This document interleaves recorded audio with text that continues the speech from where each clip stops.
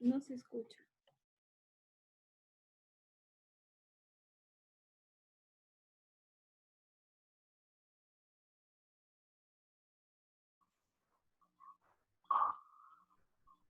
Buenas.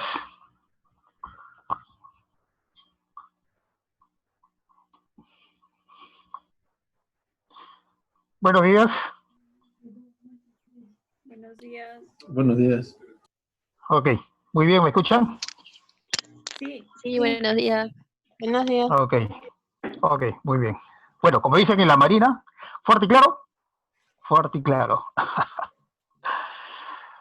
Muy bien, mi nombre es Víctor Cifuentes, yo soy licenciado, trabajo en el área de gestión. El día de hoy vamos a conversar todo lo relacionado a los primeros auxilios. Es importante hoy en día, en tiempos de COVID, tener en cuenta pues el término de la bioseguridad en una primera respuesta, ¿no? Vamos a conversar también, tenemos todo un temario, vamos a hablar de la reanimación, vamos a hablar de el ictus, vamos a hablar de shock, ¿no? Básicamente el shock hemorrágico, que es un poco más trascendental en la relación al shock. También es importante conocer algunas leyes, claro que sí, las leyes de nuestro país son importantes conocerlas en el sentido de que tengo que tener pues tengo que ampararme en algo para yo poder hacer algún reclamo sustentado y no se pueda revertir probablemente un problema legal hacia nosotros.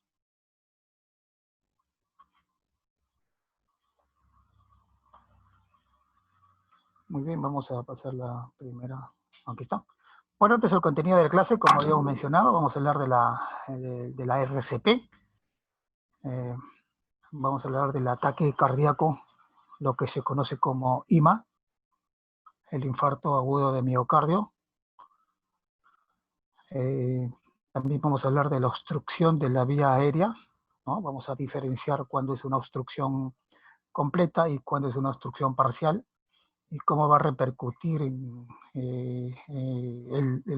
el poder atender a una persona en estos tiempos. También vamos a hablar de hemorragia grave, ¿no? Lo que les había mencionado con respecto al shock hipovolémico. También vamos a conversar un poco sobre lo que es el ACV isquémico o el ACV hemorrágico. Y por último vamos a hablar un poco de la desfibrilación, en qué momentos voy a utilizar el desfibrilador, cuáles son los protocolos de utilización de esos desfibriladores en condiciones prehospitalarias.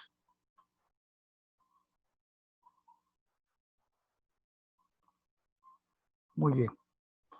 Bueno, una pequeña introducción en relación a la situación en la cual nos encontramos hoy en día. Sabemos que este problema pues, de la pandemia es un problema a nivel mundial, ¿no? Sí, es un problema a nivel mundial, y nuestro país también pues ha sufrido repercusiones en el sentido de que tenemos una gran cantidad de personas adultas, jóvenes, niños que han sufrido pues esta infección por este virus que aún no se conoce a la perfección, pero gracias a los estudios de otros países y el nuestro también, ya pronto vamos a llegar con una vacuna para poder estar inmunizados y poder tener pues una mayor calidad de vida. En relación al virus, este virus hoy en día pues es un virus que ataca, pero para ello ve tres debilidades. Sí, esas debilidades son el acercamiento. Si una persona pues está a menos de 1 metro, las posibilidades de infectarse son altas. Una persona que no utiliza una mascarilla correctamente, hay que tener en cuenta esa palabra, es una persona que está también en situación de poder infectarse rápidamente. Una persona que está en un aglomeramiento, en donde existe pues una mayor cantidad de personas en un centro, también son situaciones en la cual pueden contagiarse rápidamente, ¿no? Por eso es importante que nosotros, a ver, un momentito, hay una barra que está en la parte superior. En la barra de arriba también hay una opción de chat, puedes ver. A ver.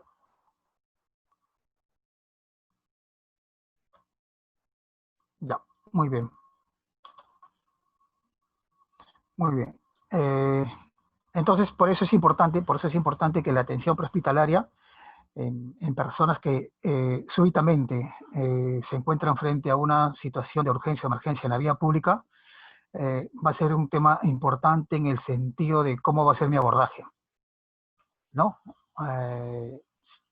Yo tengo que pensar y tengo que actuar como que esa persona pues es una persona que está con el virus.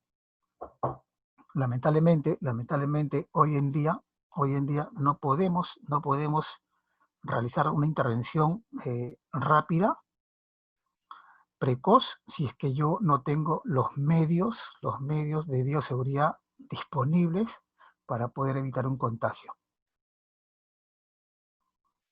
Entonces, por eso la importancia de tener toda la información en relación a la bioseguridad para poder nosotros dar una correcta atención y no sufrir un contagio inoportuno por un tema de bioseguridad.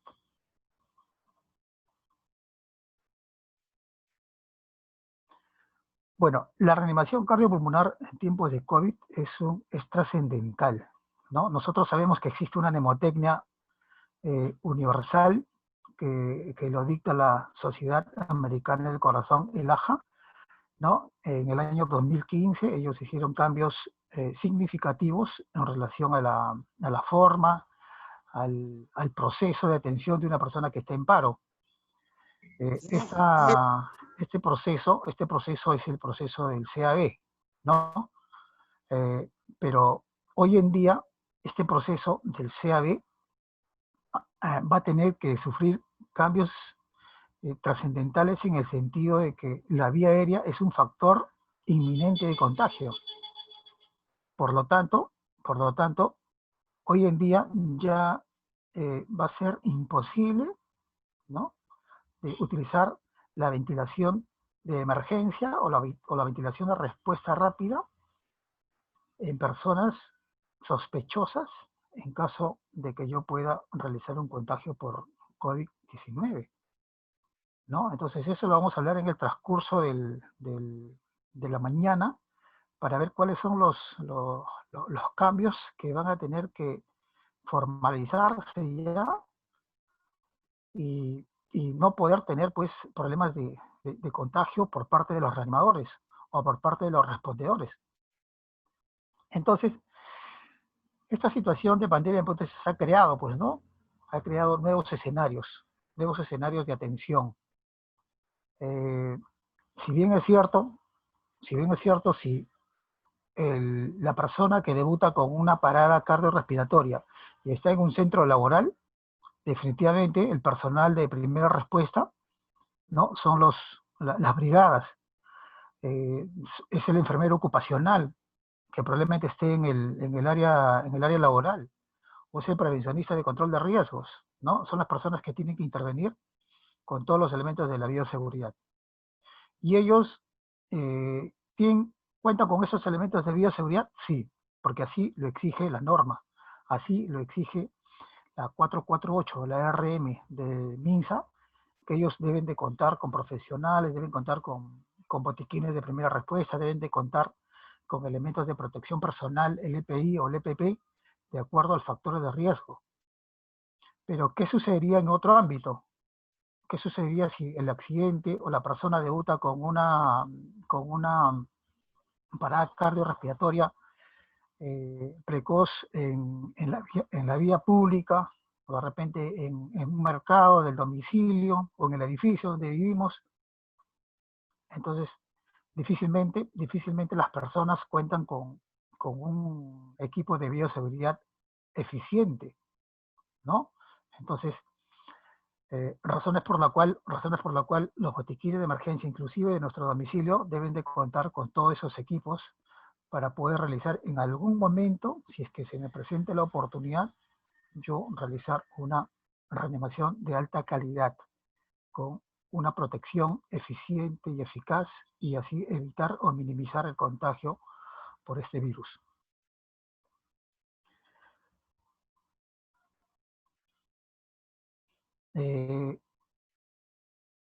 Hoy en día hemos visto a través de los medios televisivos de comunicación que muchas veces los hospitales no dejan ingresar pues a los pacientes al área de emergencia. No, lo hemos podido observar. Pero hay que recordar que existe una ley de emergencia. No, existe una ley de emergencia. Esta ley es la 27604, ley de emergencia. Esta ley de emergencia que está publicada en todos los establecimientos de salud donde exista el servicio de emergencia, ¿no? Entonces, textualmente, ¿qué dice el artículo número 3 de la referida ley? El artículo número 3 textualmente nos dice que toda persona que está en una condición de emergencia médico-quirúrgica, donde exista la amenaza de un órgano, o se trata de una gestante, esa persona tiene que ser atendida de forma inmediata, ¿no? O sea, esa persona no puede esperar. ¿Por qué? Porque existe la amenaza de un órgano. Y generalmente estos órganos en peligro son los órganos diana, o los órganos blancos, los órganos principales como el cerebro, el riñón, el pulmón, ¿no? Entonces estos órganos van a sufrir pues una lesión gradual, y por lo tanto estas personas deben de ser atendidas de forma inmediata de acuerdo a la ley, ¿no? ¿La ley sigue vigente? Sí, sigue vigente. Es más, la ley dice que toda persona que ingresa al servicio de emergencia no debe de pagar absolutamente nada hasta que esta persona sea compensada y se proceda pues a la referencia a su hospital que le corresponda. Y quien se va a hacer a cargo son las IPRES, ¿no? En este caso nosotros, como trabajadores del Hospital Naval, y yo pues sufro una descompensación en el Hospital La Franco Lagos de Puente Piedra, ¿no? Se hace la referencia, y quien se tiene que hacer cargo de los costos que uno ha producido durante la intervención, los procedimientos y los exámenes, son entre instituciones, entre IPRES.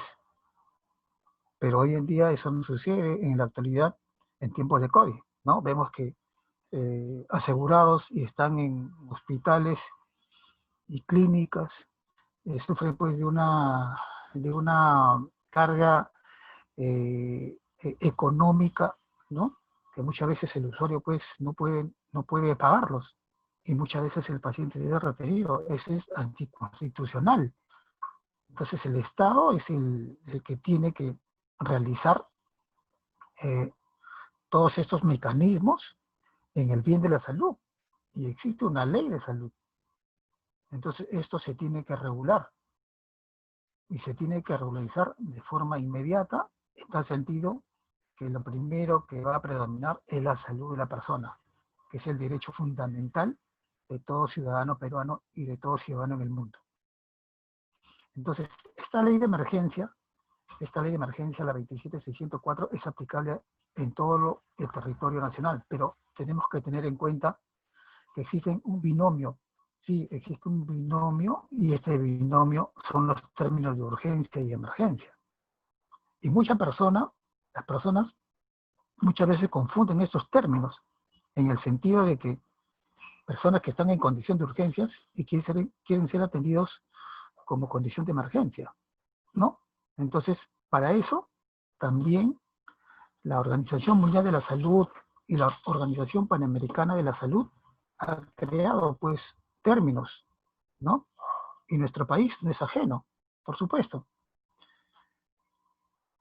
Entonces, tenemos que tener en cuenta y vamos a diferenciar cuándo se considera una emergencia y cuándo se considera una urgencia.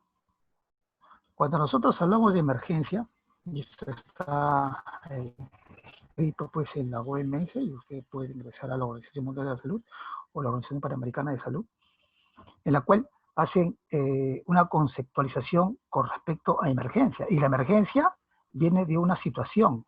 Una emergencia es una situación inesperada, no deseada, súbita, imprevista, en la cual existe el riesgo a la vida de la persona, pero no solamente de una persona, puede ser de varias personas. Y esa persona tiene que ser atendida de acuerdo a la ley de emergencia, la 27604. Entonces, si nosotros hablamos de que una emergencia es una situación fortuita, no deseada, en la cual existe el riesgo a perder la vida, esa persona tiene que ser atendida de forma inmediata, ¿no? Pasa emergencia, pasa trauma shock, UCI, si esa persona tiene que ser intervenida, pasará a hacer operaciones, pasa recuperación, hospitalización, y luego es derivado al hospital que le corresponde. Entonces, todo un proceso, claro que sí. Pero cuando nosotros hablamos de urgencias, no estamos hablando de amenaza de la vida, no. En una urgencia no existe la amenaza de la vida, pero eso no quiere decir que las urgencias se van a dejar de lado. No, no, no, tampoco. ¿No? Tampoco, tampoco. Entonces, las urgencias tienen un periodo de hora en la cual hace referencia. Las urgencias tienen que ser tratadas antes de las 6 horas. Si una urgencia no es tratada antes de las 6 horas, esta urgencia puede pasar a condición de emergencia. Y al pasar a la condición de emergencia, obviamente que ya existiría el riesgo a la vida, ¿no? Entonces, no confundamos. Una cosa es urgencia y otra cosa es emergencia. Muy bien. Entonces, y a través del tiempo también se han creado otras leyes, ¿no? Por ejemplo, hay una ley muy importante, ahora que ya están abiertos pues los centros comerciales, pues en esta fase de pandemia, ¿no? Los centros comerciales también tienen una ley, ¿no? Si usted puede ingresar al Google y puede ver que existe la ley 30200, ¿no? Esta ley 30200 habla de la ley del auxilio oportuno en los centros comerciales a público abierto, ¿no? Entonces, esta ley, ¿qué nos dice esta ley? Es importante también conocer esta ley, ¿no? Esta ley nos habla de que si un cliente, pues, ¿no? Un cliente que está, pues, no sé, en la Rambla, vamos a suponer, ahí está en la Rambla, está haciendo compras y sufre una caída. Y producto de esa caída, la señora tiene una fractura de cadera, ¿no? Es una señora, pues, es una adulta mayor, ¿no? Aunque ahora los adultos mayores están limitados en poder asistir a centros comerciales y centros públicos, ¿no? Pero vamos a hacernos la idea, ya, que sufre una fractura de cadera. Y producto de esta fractura de cadera, la señora pues entra en una descompensación, ¿no? Entonces, los centros comerciales tienen un tópico, sí tienen un tópico, ¿no? Los centros comerciales tienen un médico, también tienen un médico. Tienen un licenciado, también. Tienen un técnico de enfermería, también. tienen una ambulancia, también, si es que no lo tienen, pero están al llamado, ¿sí? Y es una ambulancia tipo 2, ¿no? Las ambulancias tipo 2 son ambulancias de primera respuesta y son las que más existen porque son ambulancias que pueden atender paradas cardiorrespiratorias, ¿no? Son ambulancias que cuentan como parte de su equipamiento, cuentan con un emergencista, un médico emergencista, un licenciado emergencista. El conductor es un especialista también, ¿no? Tiene que estar certificados en cursos de primera respuesta y de reanimación, ¿no? Estas ambulancias tipo 2 tienen todo el equipamiento, tienen un monitor desfibrilador, tienen un desfibrilador, ¿no? Tienen balón de oxígeno, ¿no? Son ambulancias que tienen desfibriladores. Entonces son ambulancias que están equipadas y que pueden dar respuesta a una emergencia. Por lo tanto, en los centros comerciales tiene que haber una ambulancia tipo 2. Entonces, esta ley 30-200 nos da pues todos los alcances que debe tener y debe de contar un centro comercial. Pero ¿por qué la ley 30-200 nos habla del auxilio oportuno? Porque recuerde que una persona se va descompensando progresivamente. Una persona se descompensa a los minutos, a los 2 minutos, a los 3 minutos, y a los 4 minutos ya empieza una descompensación de grandes daños, como se conoce pues como el daño cerebral, ¿no? O sea, a partir de los 4 minutos aproximadamente ya existe un daño cerebral.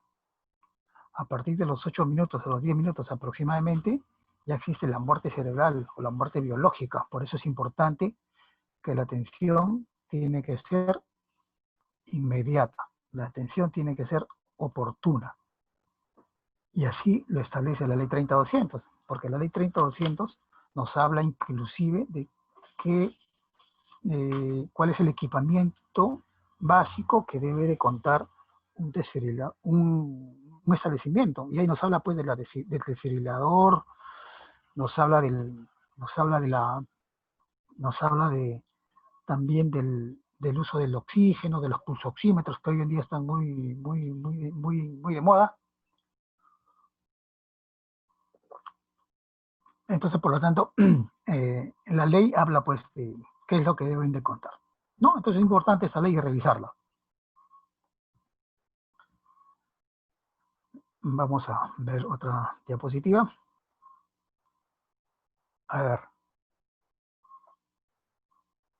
La reanimación en tiempo de COVID, ¿no? Recomendaciones sobre estrategias de protección. Sí, es muy importante ahora el tema de la protección, ¿no? Los 3 puntos básicos para yo mitigar o minimizar, ¿no?, una infección, que es el distanciamiento, ¿no? Ahora, el distanciamiento, ahora que ya también están abiertos los restaurantes, el distanciamiento debe ser de 2 metros, o sea, no de 1 metro, ni de 1,5 metros, tiene que ser de 2 metros, ¿no? En los centros laborales, 1,5 metros. Por ejemplo, en el área de construcción, habla de 1,5 metros, el distanciamiento, ¿no? Y si es un tema comunitario, estamos hablando de 1 metro, ¿no? Entonces existen tres parámetros de distanciamiento. No es igual estar en un restaurante que estar en la vía pública, ¿no? En un restaurante las personas están comiendo, ¿no? Y existe pues esa forma en la cual la vía aérea está en todo su potencial de poder emitir gotículas, ¿no? Las gotitas, ¿no? Al momento que uno llama al mozo no está sin mascarilla, probablemente. Entonces, por lo tanto, el distanciamiento tiene que ser de 2 metros aproximadamente. Entonces, por eso es importante el tema de una estrategia de protección. Y para esta estrategia de protección tenemos que tener en cuenta el uso de las mascarillas. Sí, es importante que en un botiquín de primera respuesta, tiene que haber una mascarilla N95, ¿no? Una mascarilla comunitaria no me va a dar la protección necesaria al momento de yo realizar un abordaje en un paciente que está con una situación de urgencia o emergencia, porque vamos a tener un contacto directo, ¿no? es importante en atenciones prehospitalarias, en atenciones en hospitales, sí se utiliza la máscara facial protectora. No, lo que está en discusión de la máscara facial protectora es en el ámbito comunitario, ¿no? Hay algunas revistas, ¿no? que hablan de que no va a cumplir la función que se tiene, sino por eso un tema muchas veces de marketing, de comercio, de economía, ¿no? Pero en hospitales sí. Porque en hospitales básicamente lo que se genera son aerosoles por parte de la entrevista, por parte de una intervención oportuna, por un manejo de la vía aérea, o cuando uno va a realizar una intubación endotraqueal o va a colocar un dispositivo supraglótico. Entonces, por eso es importante que la máscara en hospitales y en atenciones prehospitalarias sí va a ser importante. Por lo tanto, va a ser parte del equipamiento. O sea, sí se tiene que tener en cuenta que en los botiquines tienen que estar este tipo de mascarillas y también este tipo de máscaras, ¿no? Entonces, hay que regularlo en el sentido de que nosotros podemos tener en algún momento que atender a una persona, y para poder yo minimizar los riesgos, ¿no? Tengo que contar con estos equipos, ¿no? Por eso que hemos publicado ahí pues esta resolución ministerial, ¿no? Esta es la 448-2020 de MINSA, que nos habla pues cuáles son los lineamientos, ¿no? De la vigilancia epidemiológica de los trabajadores, ¿no? Y ahí nos hablan pues de los tipos de riesgos, y de acuerdo a los tipos de riesgos vamos a utilizar nosotros nuestro EPI o nuestro EPP. ¿Ya? Por eso es importante ahora que usted va a contar con botiquines de emergencia, tener en cuenta esas recomendaciones. Muy bien. Tenemos que tener en cuenta que existen dos tipos de intervención en una reanimación cardiopulmonar, ¿no? Una intervención prehospitalaria y una intervención hospitalaria. ¿Cuál de los dos es más importante? Los dos son importantes, pero yo diría que más relevante es la reanimación extrahospitalaria, ¿no? Sí, lo más importante es lo que usted va a hacer en su domicilio, lo más importante es lo que usted va a hacer en su trabajo, ¿no? O en la vía pública, o de repente en un centro comercial, ¿no? En un área campestre, si una persona sufre una descompensación y esa persona está en una condición de parada cardiorrespiratoria, es importante que lo que usted va a realizar para nosotros va a ser importante, en el sentido de que si una persona no es atendida de forma precoz, no es atendida de forma rápida, ya habíamos hablado de los tiempos, ¿no? De los 4 minutos y de los 8 a los 10 minutos, ¿no? O sea, nosotros no queremos que una reanimación sea pues tardía, y que después esta persona, cuando llegue a un hospital, salga de la parada cardiorrespiratoria pero salga con una secuela, ¿no? O sea, eso es lo que no queremos. Lo que nosotros necesitamos es que la reanimación extrahospitalaria sea una reanimación efectiva, eficiente, en beneficio del paciente y de su entorno familiar. Claro que sí. Entonces, por lo tanto, la reanimación extrahospitalaria para nosotros es vital. Entonces, existe pues todo un proceso de una intervención en una reanimación cardiopulmonar, ¿no? Sí, existe todo un proceso. No sé si ustedes habrán escuchado hablar del famoso PAS o la mnemotecnia PAS. Proteger, avisar, socorrer. Claro que sí, ¿no? Esta mnemotecnia, proteger, avisar, socorrer, es importante conocerla. ¿Por qué? Porque al realizar yo este procedimiento, lo primero que tengo que yo realizar es una intervención y garantizar el entorno. Sí, el entorno donde uno va a realizar el proceso, ese entorno tiene que estar seguro.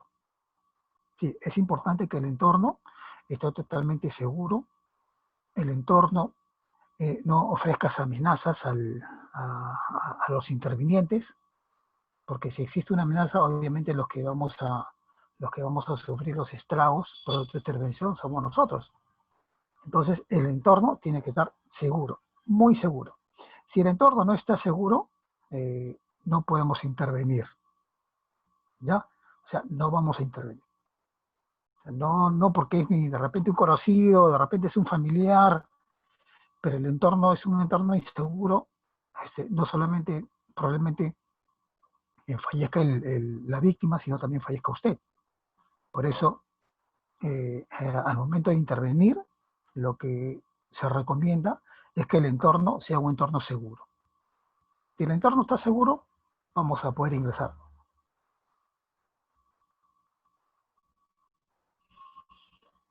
Entonces, los integrantes del equipo de reanimación será el personal esencial para atender a un paciente. Por supuesto, nosotros somos vitales para poder atender a un paciente. Si se precisa la intervención de otro personal no sanitario, debería proteger con el EPI, con el equipo de protección individual, si van a entrar en contacto con la víctima. Es importante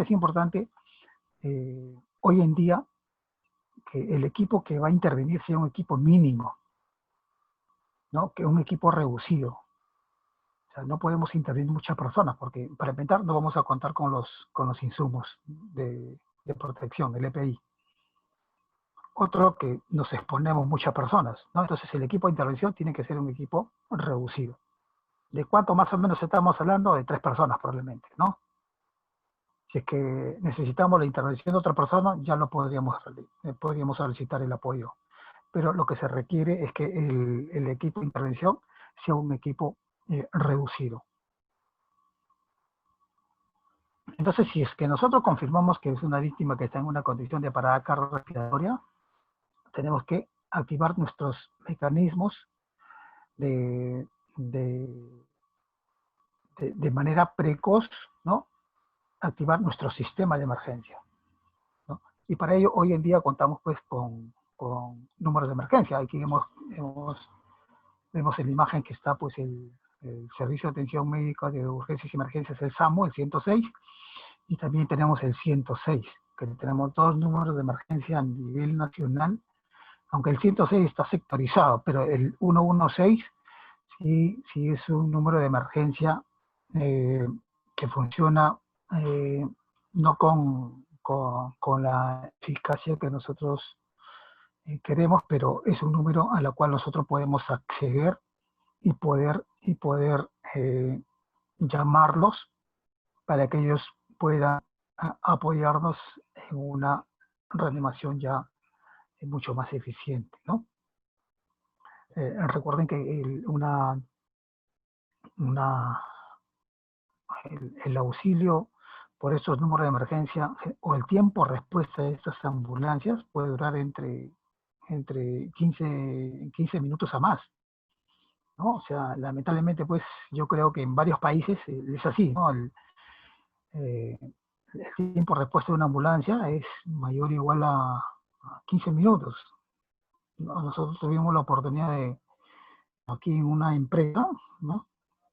activar un sistema de emergencia, y este sistema de emergencia vino a los 25 minutos, ¿no? Que era una trabajadora que se había traído 15 escalones, ¿no? Y había una sospecha de lesión cervical. Por lo tanto, pues, tuvimos que activar el 106 y la ambulancia vino a los 25 minutos, mírenme, ¿no? Entonces ese es el tiempo de respuesta en nuestro país, y yo creo que para nadie es ajeno, ¿no? Este tiempo de respuesta.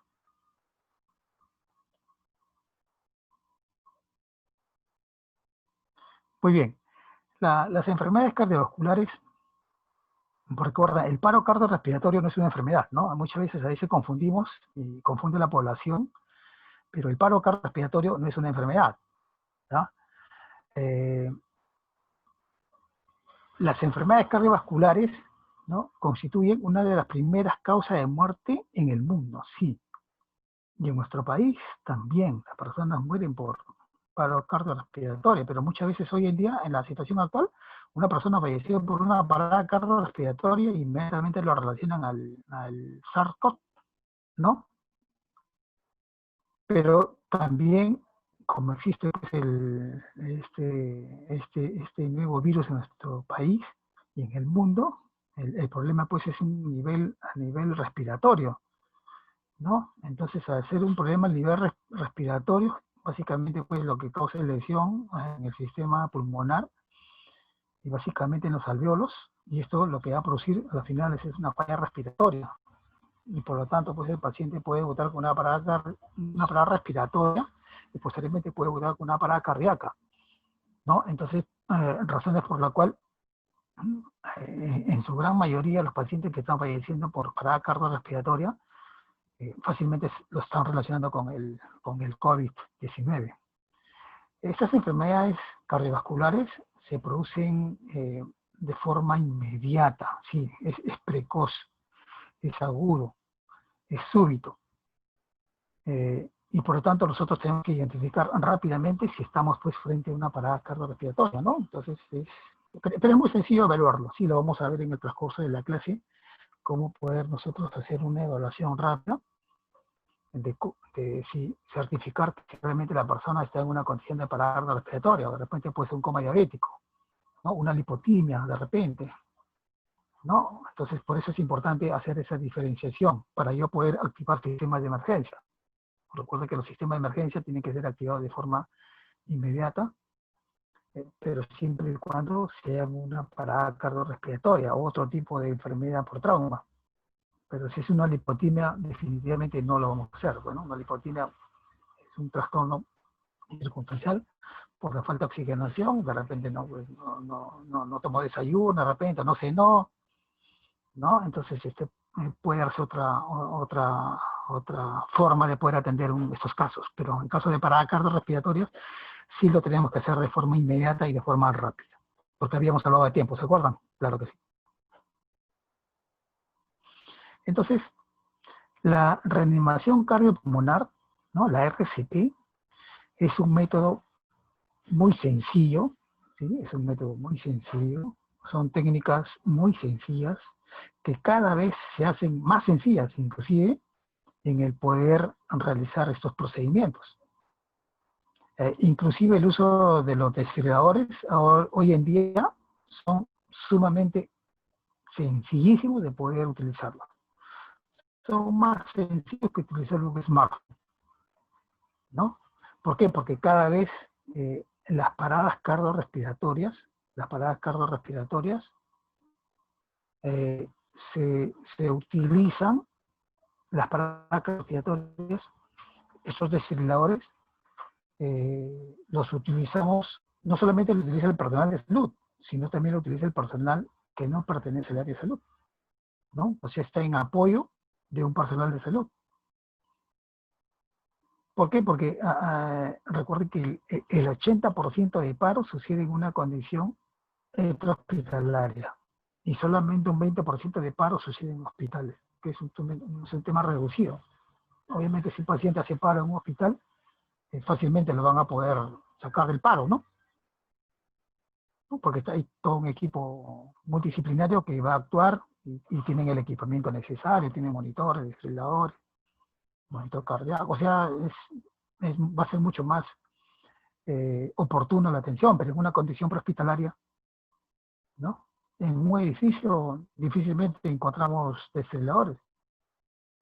Por la ley 30-200, que hace un momento conversamos, la ley del auxilio oportuno en centros comerciales, los centros comerciales sí cuentan con desfibriladores, ¿no? Ellos sí cuentan, o sea, es de gran importancia y de gran ayuda para nosotros, por lo que estas personas van a contar con los medios necesarios para poder atender una desfibrilación rápida o oportuna. Entonces, razones por la cual estas prácticas de reanimación son muy sencillas, existen protocolos de la Unión Europea, ¿no? del AJA, el ILCOR, la Sociedad Española de Cardiología también tienen sus protocolos y son protocolos de gran importancia, porque cada vez, como les repito, caballeros, es mucho más sencilla aplicar una reanimación.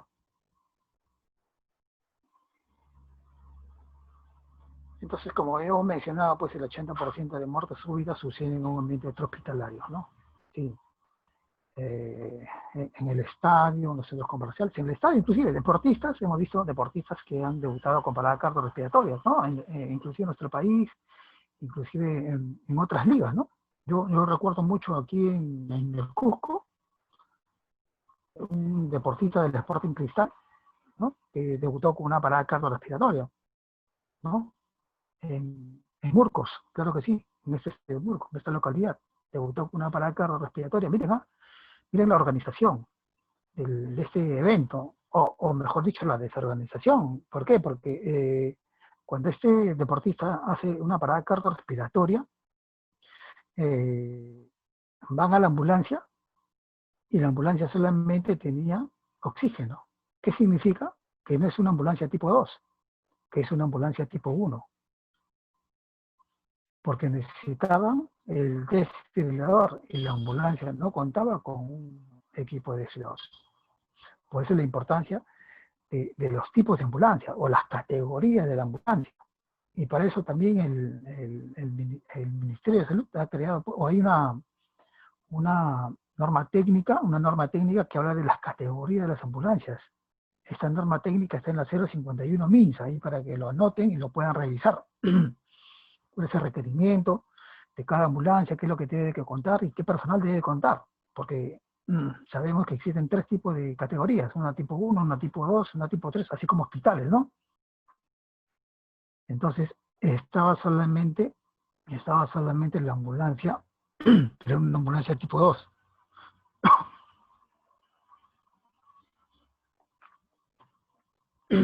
Entonces, y no contaba con desfilador. Pero ahora usted se preguntará, un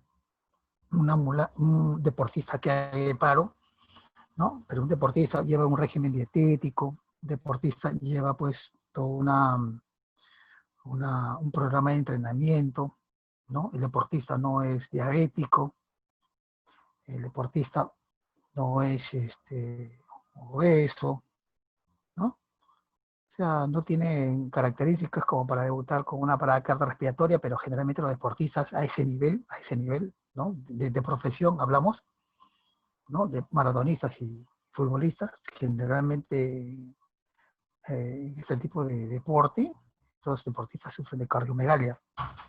¿Qué es la cardiomegalia? Es el aumento del tamaño del corazón, ¿no? Los pacientes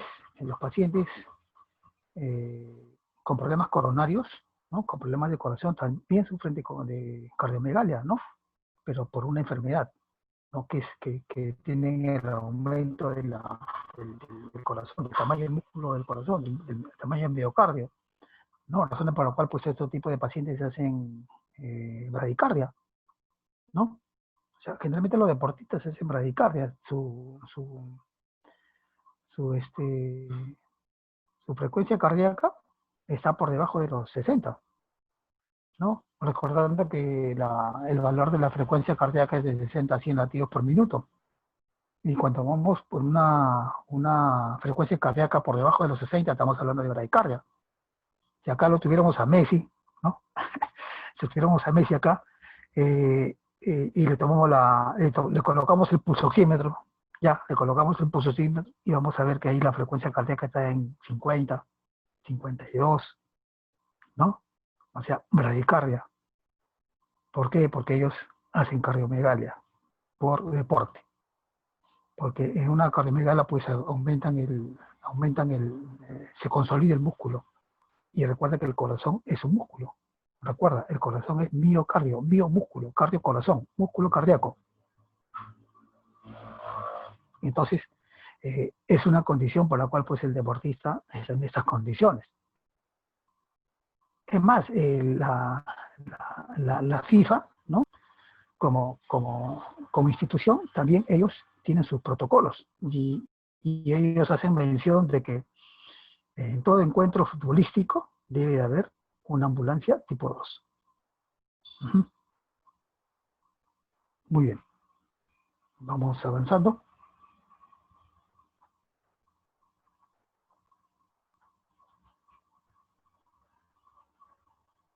¿Cuáles son las causas que me pueden llevar a una realización de RCP? Como habíamos mencionado, la RCP, la reanimación cardiopulmonar, no es una enfermedad. La reanimación cardiopulmonar es la consecuencia, ¿no? O el paro cardiorrespiratorio no es una enfermedad. El paro cardiorrespiratorio es la consecuencia de algo, por ejemplo, de una sobredosis de droga. O sea, yo puedo debutar con paro por un sangrado excesivo. Yo puedo debutar con paro por un ataque cardíaco o ritmo cardíaco anormal, como se dice aquí en nuestro país, ¿no? Más tarde vamos a hablar un poco de ACV, también vamos a hablar un poco, y también vamos a hablar un poco de infarto. Un paro cardiorrespiratorio me puede llevar producto de un accidente o tal vez de una sepsis, ¿no? Entonces vamos a describir cada uno de ellas rápidamente, ¿no? Una sobredosis de droga, ¿no? Por ejemplo, tenemos el caso de este cantante muy conocido, ¿no? El cantante, y todos lo conocemos, una Michael Jackson, ¿no? Él debutó con una parada respiratoria, y esa parada respiratoria le llevó una parada cardíaca. ¿Por qué? ¿Por qué? Porque Michael Jackson no era drogadicto, ¿no? Por hasta donde se conoce, no consumía sustancias, pero sí consumía fármacos, ¿no? Ansiolíticos.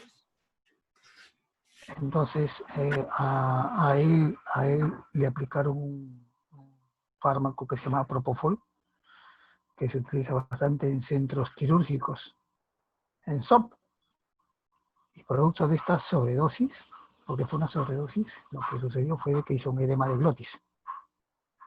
¿Y qué es lo que produce este edema de glotis? Una parada respiratoria. Y el entorno no supo manejarlo, porque un edema de glotis, el manejo es intrahospitalario, ¿no? Habíamos hablado de dos tipos de tratamiento, intrahospitalario y extrahospitalario. Esta sobredosis de droga, el tratamiento es intrahospitalario, ¿no? Aquí hay que aplicar fármacos para poder atenuar y poder reducir este problema que es el edema de glotis. Pero lamentablemente no pudieron hacerlo, los servicios de emergencia también tardan en Estados Unidos, y por lo tanto se debutó con una parada cardiorrespiratoria, y lo que le conllevó a la muerte, como todos lo sabemos. Entonces, por eso es muy importante el tema de la sobredosis, ya no utilizar fármacos que no conozco, más aún por la vía intramuscular o por la vía endovenosa o dérmica, ¿no? Porque el estrago va a ser mucho más rápido, por lo tanto usted puede hacer una reacción alérgica a un fármaco. ¿Un sangrado excesivo también me puede llevar a un paro? Por supuesto que sí, ¿no? Si una persona sangra, definitivamente pues el sangrado lleva uno de sus componentes de la hemoglobina, y la hemoglobina pues es un transportador del oxígeno, ¿no? Entonces por lo tanto es importante controlar un sangrado, porque si yo no controlo un sangrado, definitivamente voy a perder mucha sangre y voy a perder transportadores de oxígeno, y por lo tanto la víctima va a entrar en una descompensación, ¿no? Va a entrar en una hipotensión, va a entrar pues en una bradicardia, y por lo tanto pues la persona va a fallecer, ¿no? Entonces por eso es muy importante, vamos a hablar más adelante de hemorragia severa, sí, muy importante qué es lo que usted tiene que hacer y cuáles son los mecanismos para poder aplicar todo esto. El ataque cardíaco también, claro, los infartos también me producen un paro, ¿no? Entonces por eso es importante inmediatamente, si nosotros detectamos un paciente que se está infartando, antes de las 4 horas, tenemos que llevar a este paciente pues a un hospital, porque recuerda que un infarto agudo de miocardio, el tratamiento también es intrahospitalario. Las lesiones por accidente, claro que sí, las lesiones por accidente también me van a producir grandes daños de órganos vitales, y por lo tanto pues va a haber una lesión, y por lo tanto si habla una lesión, lo que me va a llevar es una parada cardiorrespiratoria. Y por último, la sepsis también, que realmente la sepsis se conoce como sepsis, es una infección generalizada, ¿no? Multiorgánica. Generalmente es una intervención por paro en sepsis, generalmente es intrahospitalario, ¿no? Son pacientes que al sexto, séptimo día hacen su infección, y por lo tanto pueden debutar con una parada cardiorrespiratoria por una falla orgánica.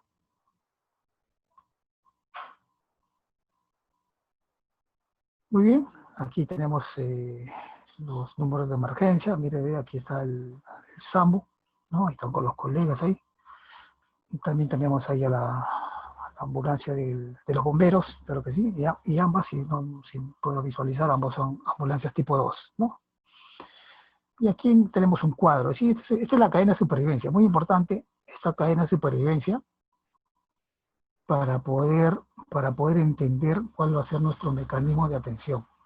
Sí, miren, bien, la que está en la parte superior nos habla de una intervención hospitalaria, y la que está en la parte inferior nos habla de una intervención extrahospitalaria.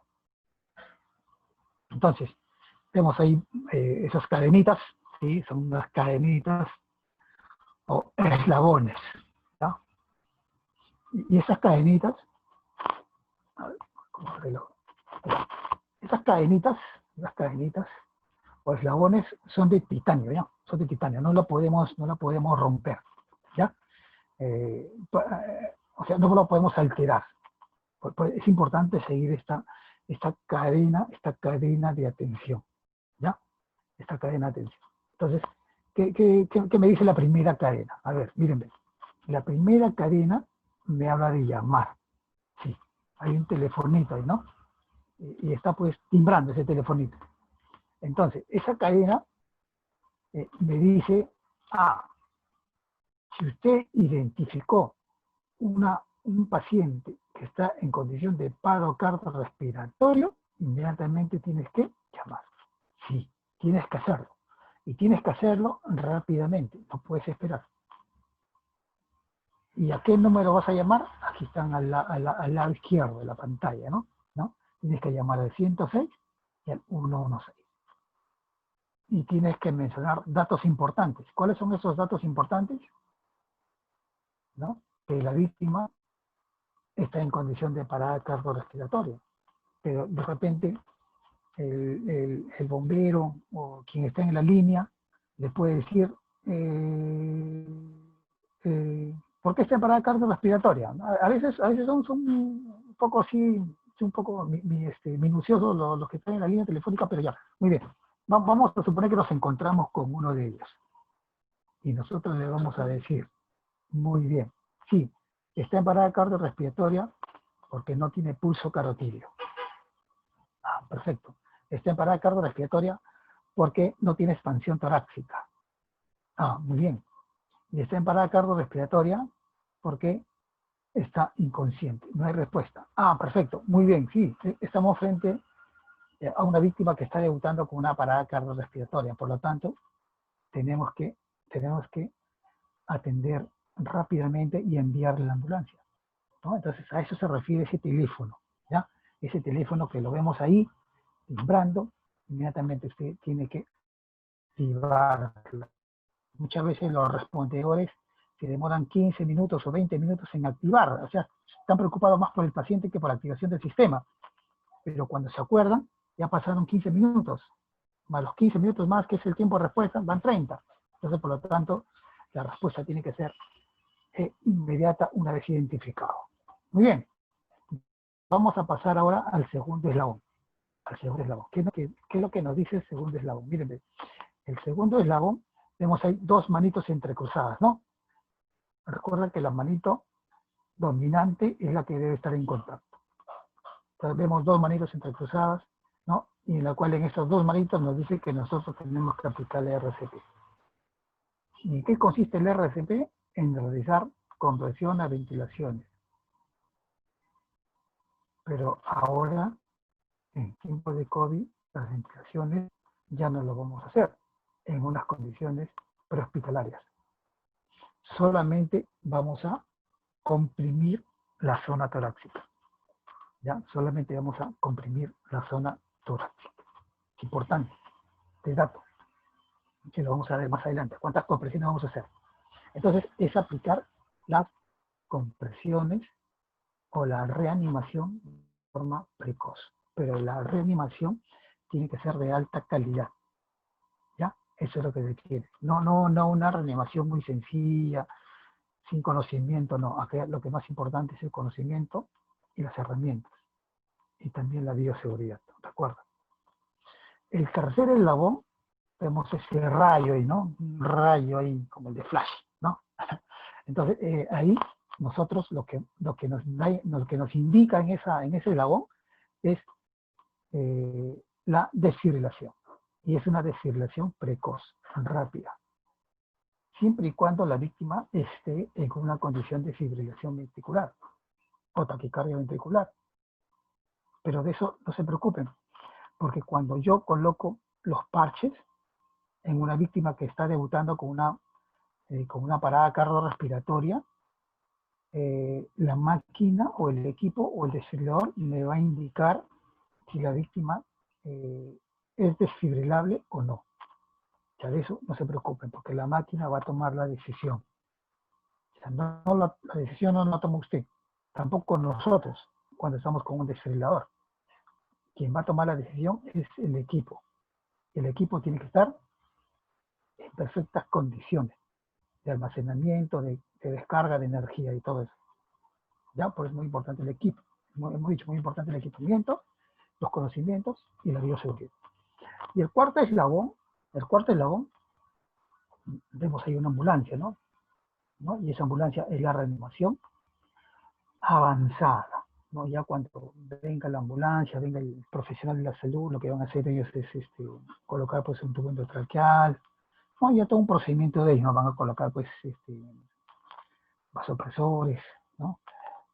Antiarrítmicos. El vasopresor conocido en estos medios es la adrenalina o la epinefrina, ¿no? Y el antiarrítmico es la migradona, ¿no? 450 miligramos están, y ese protocolo ya lo conocen ellos. Nosotros no va a ser parte de nuestra función ni tampoco de nuestro entrenamiento, pero sí como conocimiento. Es importante que también lo sepas.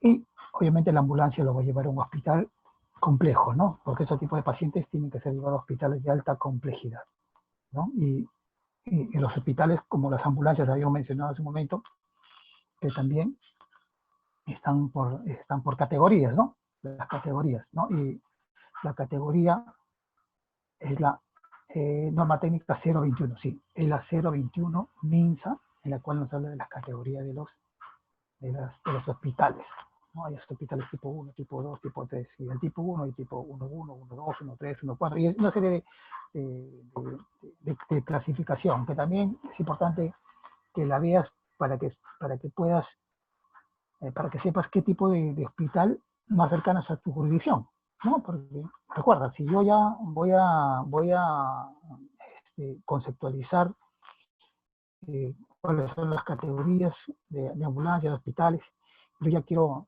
cumplir un rol eficiente en caso de que exista una urgencia o emergencia.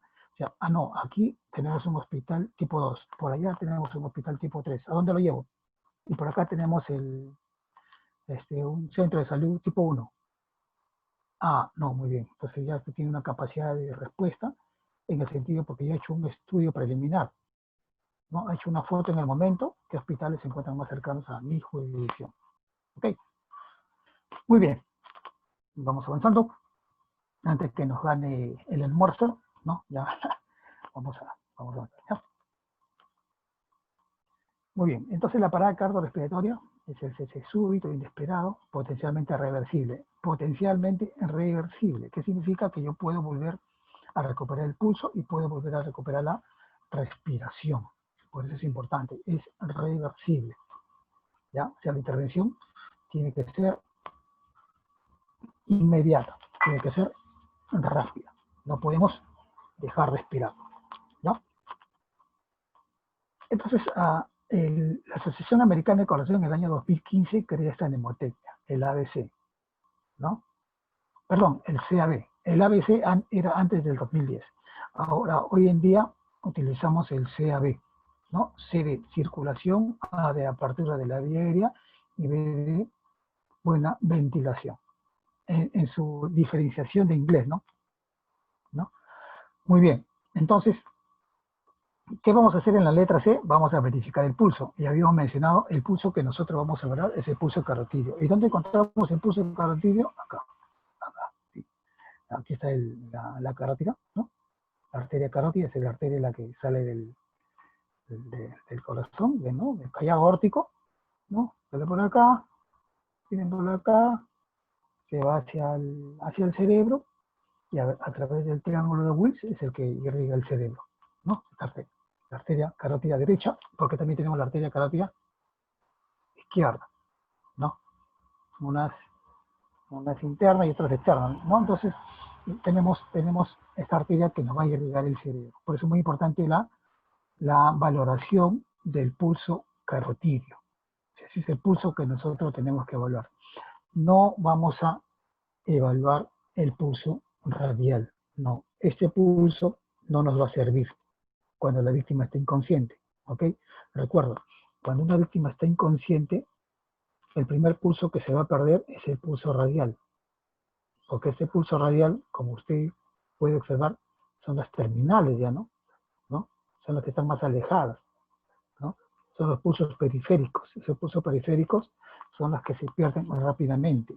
El último pulso en perder es el pulso carotidio, razones por la cual en paradas cardiorrespiratorias, solamente en paradas cardiorrespiratorias y en algunas otras patologías utilizamos este tipo de valoración del pulso carotidio. ¿Por cuánto tiempo vamos a evaluar el pulso carotidio? Solamente por 10 segundos, no más de 10 segundos. Ya es importante no perder el tiempo, ¿no? Porque el tiempo es vital. Ok, si yo me ocupo en otras cosas y no inicio una reanimación precoz, entonces por lo tanto la lesión va a ser a nivel cerebral. Por eso es muy importante que la reanimación sea precoz, sea rápida, solamente 10 segundos. No se olviden, por favor. Seguimos con la letra C, la circulación, ¿no? Vamos a iniciar las compresiones torácicas, ahí podemos observar, ¿no? Podemos observar ahí, ¿no? que las compresiones están a nivel torácico y los puntos de referencia van a ser las mamilas, ¿no? Lo que también se conoce como tetillas, no dicen tetillas, pero en realidad son las mamilas las que nosotros vamos a tener en cuenta y por ahí es en la cual nosotros vamos a realizar las compresiones torácicas.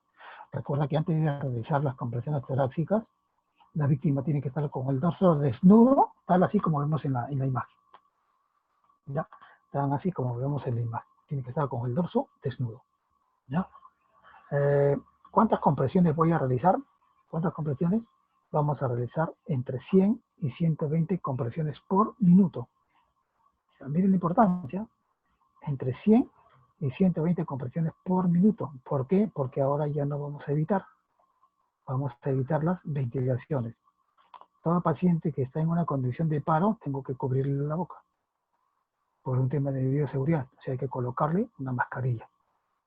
Porque este paciente que está con COVID puede emitir gotitas o gotículas, aerosoles, al momento de la intervención. Puede regurgitar inclusive, ¿no? O sea, puede vomitar. Por eso es la importancia de que el paciente tiene que estar con la vía aérea protegida.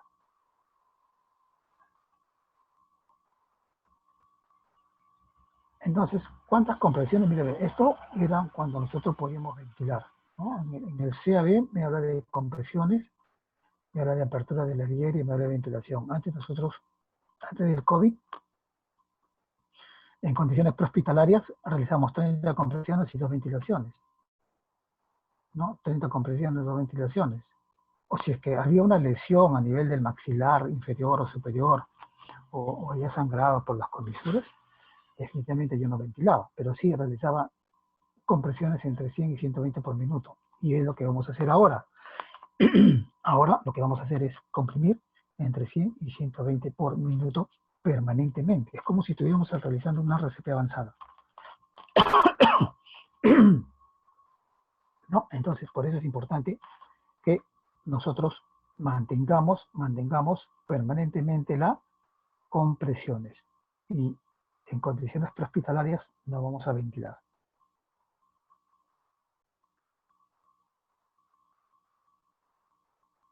Muy bien, ¿cuánto es lo que yo debo de deprimir el tórax?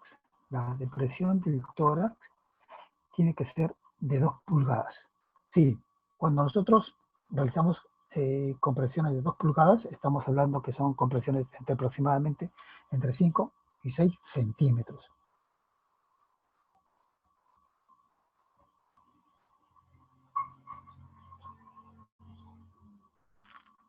Muy bien. Acá me han escrito algo. Ok. Ok. Muy bien. Entonces, la profundidad de 5 a 6 centímetros, no se interrumpen las compresiones, y las compresiones las vamos a hacer permanentemente. ¿Ya? Permanentemente la vamos a realizar. Es importante que usted sepa que las compresiones van a ser permanentemente.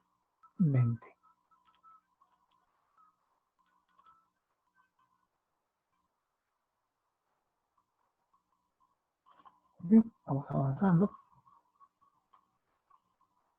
No, esto es lo que vamos a realizar en la apertura de la vía aérea. Por supuesto que la apertura de la vía aérea sí lo vamos a realizar. Y recuerden que la víctima tiene que estar con un protector bucal, ¿no? Para evitar los aerosoles. Esta es una tracción mandibular, ¿sí? Es una tracción mandibular para aperturar la vía aérea.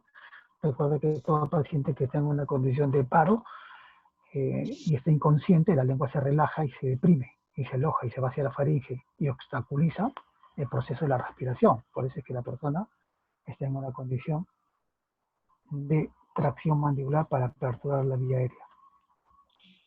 En otra imagen vemos pues un reanimador que está con el equipo de bioseguridad, miren, está con la máscara bolsa válvula, está utilizando pues correctamente la técnica C, la técnica E, ¿no? Está con los guantes de látex, ¿no?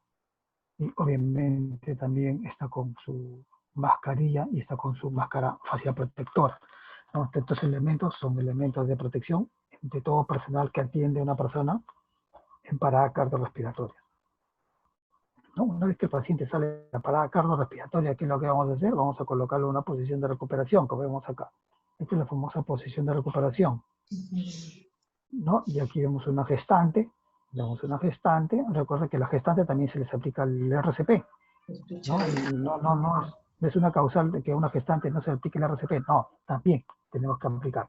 Solamente la consideración con las gestantes va a ser de que la gestante la vamos a colocar en una posición de recuperación para el lado izquierdo, nunca para el lado derecho. ¿Qué? ¿Por qué? ¿Por qué vamos a colocar una gestante para el lado izquierdo? Recuerda que una gestante para el lado izquierdo, ¿ok? La vamos a colocar siempre, porque si yo lo coloco una gestante, no está por suponer 24 semanas para el lado derecho, lo que va a suceder es comprimir la vena cava inferior, ¿no? Recuerda que para el lado derecho está la vena cava inferior. Y la vena cava inferior lo que me va a producir es una obstrucción al momento que yo coloque hacia el lado derecho. Razones por la cual vamos a obstaculizar y el retorno no sería eficiente, ¿Ok?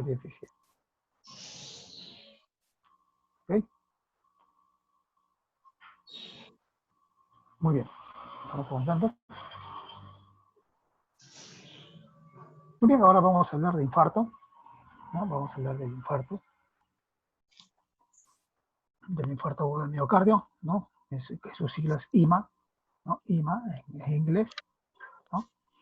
El infarto agudo del miocardio básicamente se produce pues, por una obstrucción, ¿no? Una obstrucción de una arteria, ¿no? En el corazón, así como nosotros tenemos varias irrigaciones, el corazón también tiene su propia irrigación, ¿no? O sea, el corazón también tiene sus arterias y sus venas, ¿no? El corazón también se irriga solo. Sí, antes de irrigar al resto, primero el corazón se irriga, ¿no? Qué importante es el funcionamiento del corazón, ¿no? Vital para que el corazón siga funcionando, porque el corazón definitivamente es una bomba, ¿no? Que tiene un sistema eléctrico propio, ¿no? Y que al estar completamente irrigado va a funcionar correctamente. Pero ¿qué pasaría si una de estas arterias se obstruye, como vemos aquí en la imagen, ¿no? Se produce una obstrucción. Al producirse una obstrucción, la porción afectada en la parte inferior va a producir una isquemia o una necrosis, ¿no? Lo que significa muerte, ¿no? O sea, se va a morir esa porción, ese músculo cardíaco, y al producirse una muerte de ese músculo cardíaco, el corazón definitivamente no va a funcionar correctamente, ¿no? Entonces, por lo tanto, pues este tipo de pacientes inmediatamente tienen que ser llevados a un hospital. Antes de los 40 minutos tienen que ser llevados a un hospital, ¿no? Tuvimos un caso, por ejemplo, el caso del alcalde de Lima, ¿no? No el de ahora, sino el saliente que también debutó con un infarto agudo de miocardio, se lo llevaron al INCOR y fácilmente lo aplicaron tratamiento con trombolíticos y fibrosis, y el paciente salió de infarto, ¿no? Por eso es importante que la evacuación, transferencia, que el traslado por parte del familiar sea de forma inmediata a un hospital de alta complejidad. O sea, no puede quedarse con nosotros. No vamos a activar el sistema de emergencia, no, tenemos que llevarlo inmediatamente. No, ahora, es muy importante por qué se produce pues, este tipo de proceso, ¿no? ¿Por qué nos infartamos? ¿No? Está relacionado pues, con el ambiente, está relacionado con el medio ambiente, está relacionado pues, con la ingesta, la calidad de vida, ¿no? Muy importante, pues, el consumo sano, saludable, el deporte, y así nosotros podemos evitar, pues, daños mayores como son estos infartos. Muy bien. Vamos a hablar rápidamente de la obstrucción de la vía aérea por cuerpo extraño, ¿no? Que es su signo base. La obstrucción de la vía aérea por cuerpos extraños, ¿no? Es una obstrucción que se produce por la ingesta de un elemento sólido, ¿no? Y esta ingesta de este elemento sólido se produce, a ver, un momentito, por favor.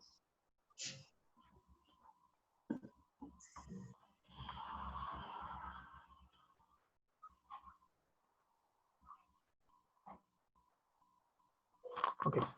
Entonces, existen dos tipos de obstrucción de la vía aérea. Una obstrucción de la vía aérea parcial y una obstrucción de la vía aérea total, ¿ya?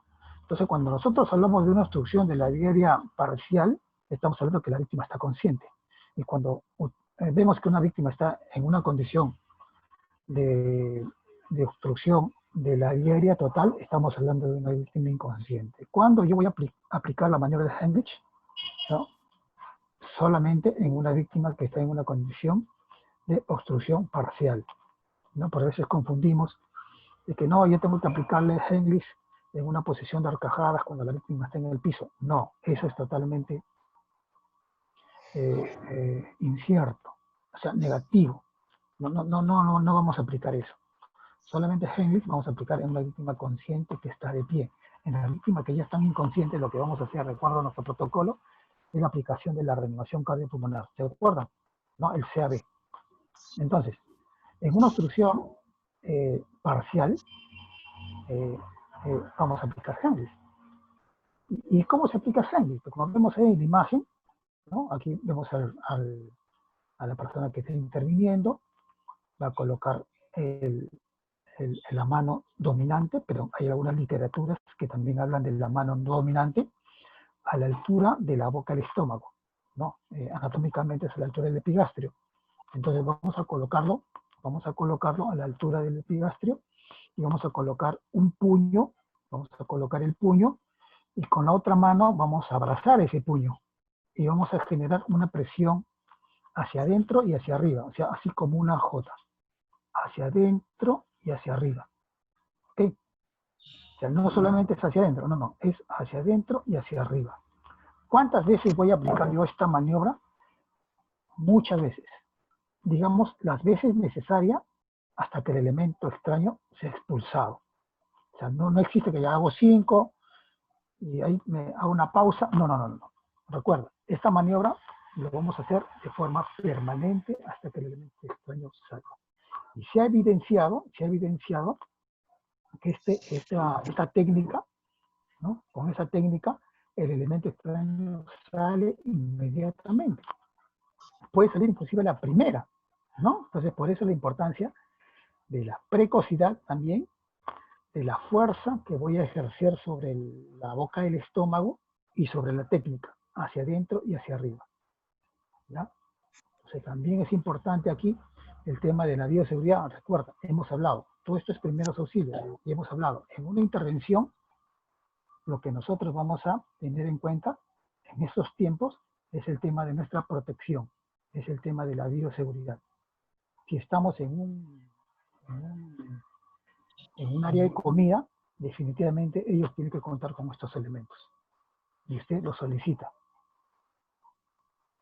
Obviamente, en un centro comercial, en un restaurante, ellos de acuerdo a ley, tienen que estar entrenados, ¿no? Porque así lo dice la ley de la seguridad en el trabajo, la 29783, dice que ellos tienen que estar entrenados. O sea, no nos debemos de preocupar, no lo sé. De repente no están entrenados, se olvidaron, pero yo sí tengo todas las credenciales y por lo tanto yo lo voy a hacer. Más aún si se trata de un familiar muy cercano. Yo creo que ahí sí poco te va a intervenir el tema de la bioseguridad. Porque sabes que tu esposa, tu hijo, tu papá o tu mamá no están con el virus y por lo tanto tu intervención va a ser mucho más rápida, ¿no? Ahí básicamente los protocolos cambian, ¿no? Por un tema de cercanía, de filiación. Sí, muy importante ese tema.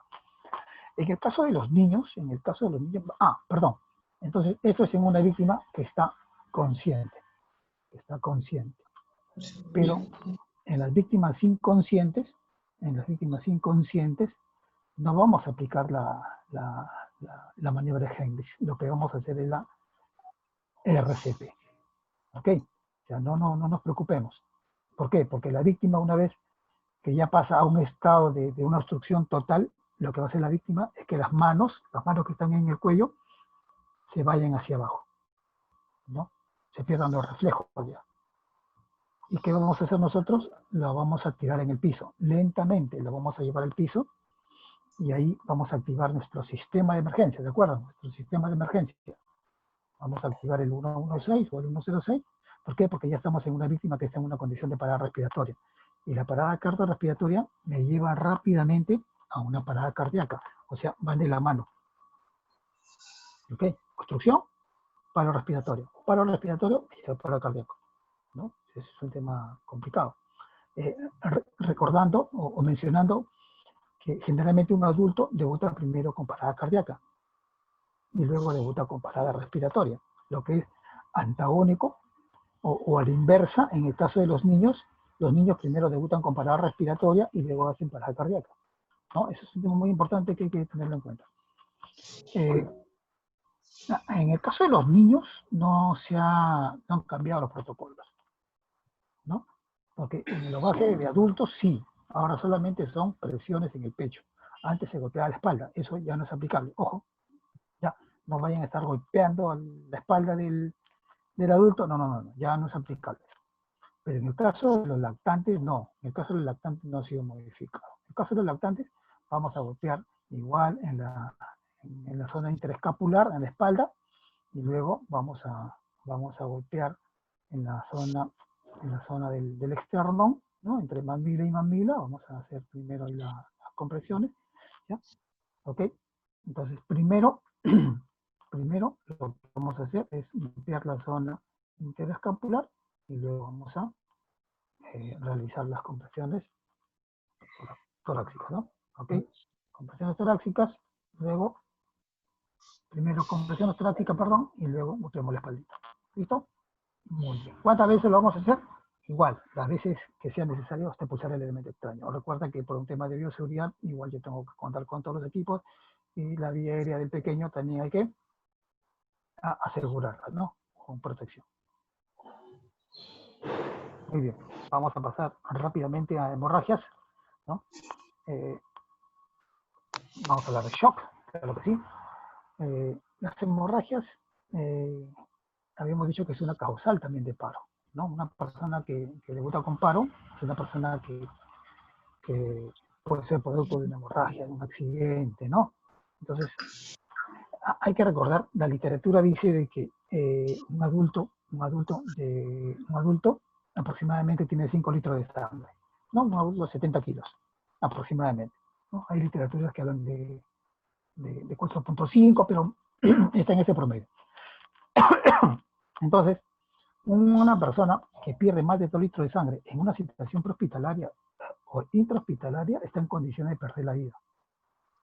Por eso es muy importante la valoración y el control hemorrágico inmediatamente, ¿no? Cuando obviamente esa hemorragia es una hemorragia visible, ¿no?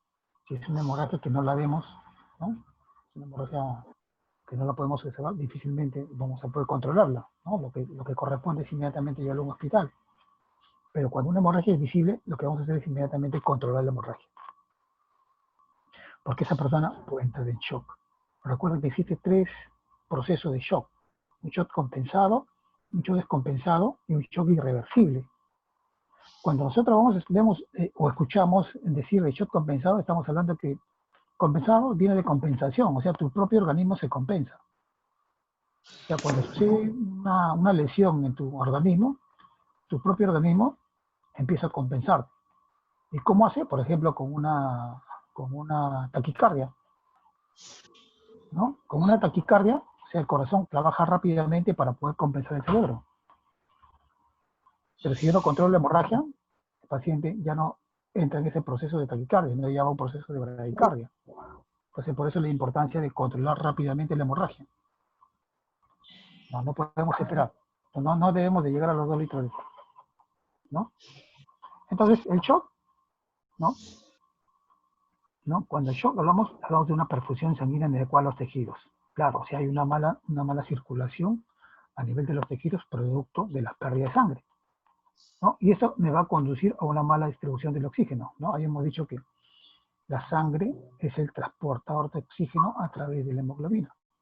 ¿Y dónde está la hemoglobina? En el glóbulo rojo, ¿no? Porque la sangre tiene sus componentes principales, ¿no? Que es la hemoglobina, perdón, es el glóbulo rojo, que es el eritrocito, el glóbulo blanco, que es el leucocito, ¿no? Y tenemos las plaquetas, ¿no?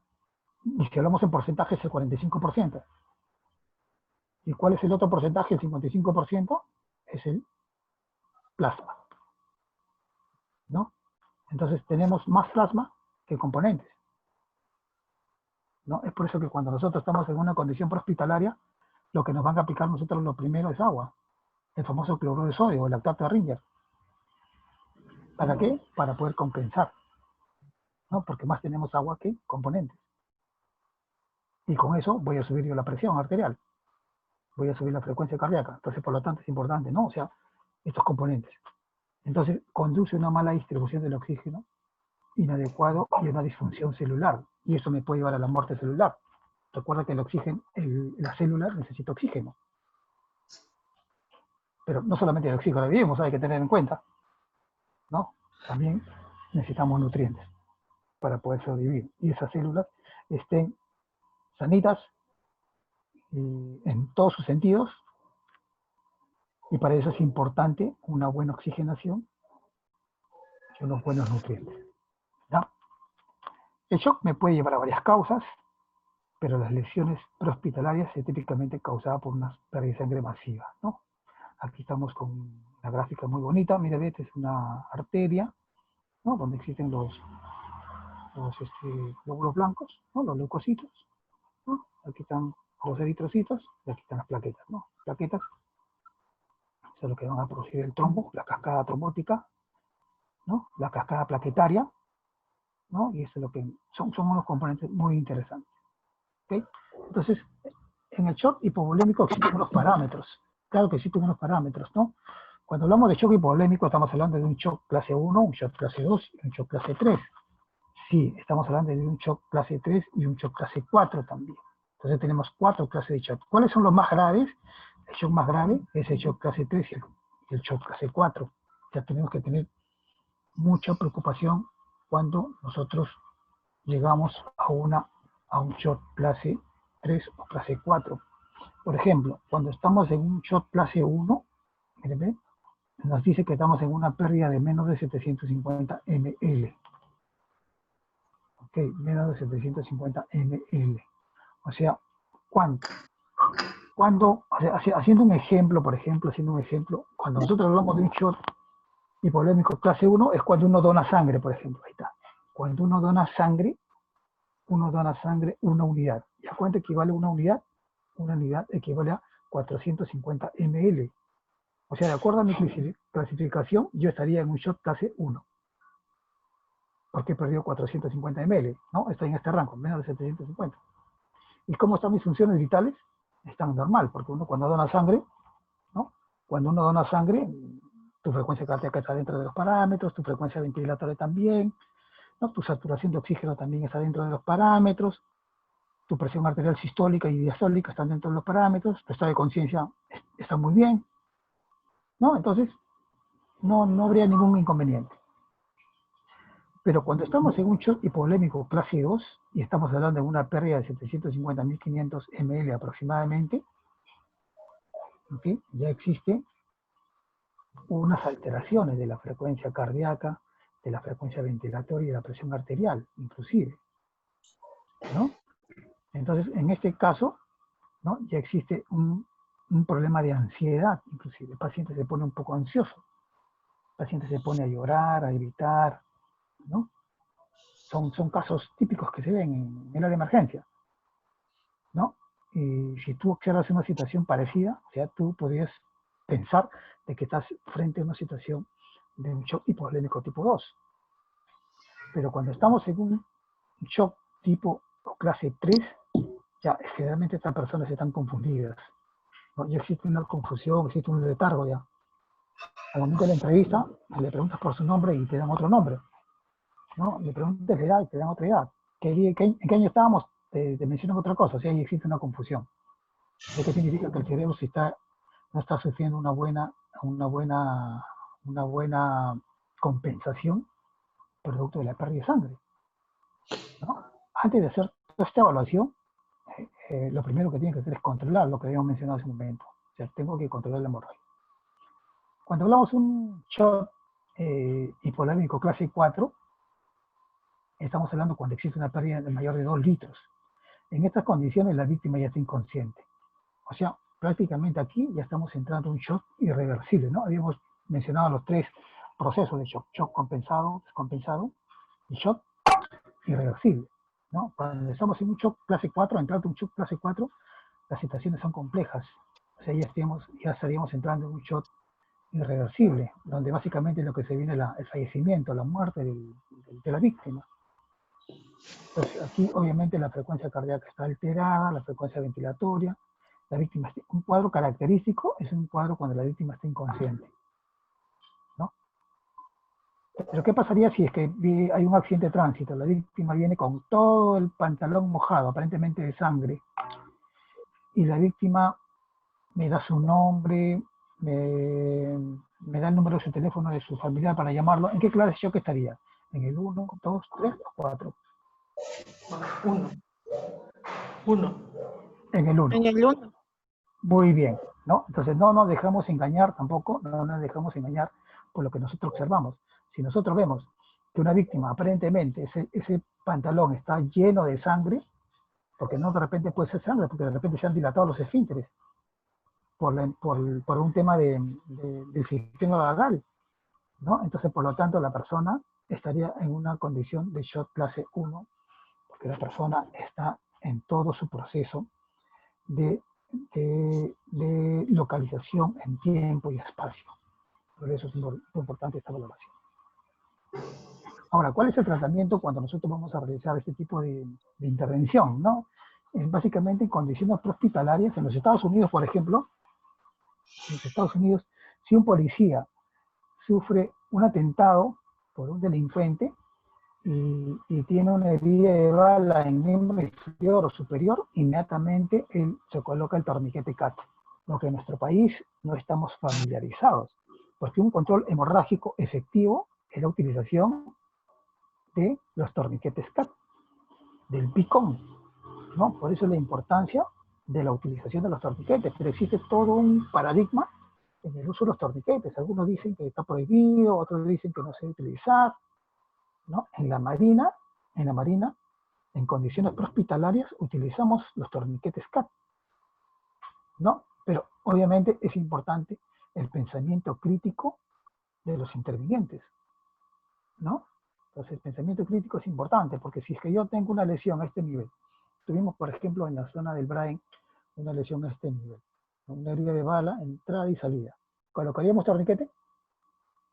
No. No. ¿Sí? No. No.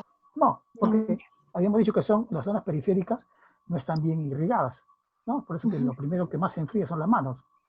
Entonces aquí básicamente, con presión directa y la utilización de apósitos hemostáticos, ¿no? Y vendajes israelitas o vendajes convencionales, fácilmente yo podría utilizarlo y poder controlar la hemorragia. Y no colocar un torniquete, porque recuerda que el torniquete a mayor tiempo también causa necrosis, ¿no? Entonces por eso es muy importante la utilización del torniquete. Ok, o sea, no es que no debo usarlo, sí. Y les voy a decir más adelante una bibliografía en la cual el uso correcto de los torniquetes. Okay. Entonces por eso la importancia de también contar con torniquetes dentro de los botiquines de emergencia.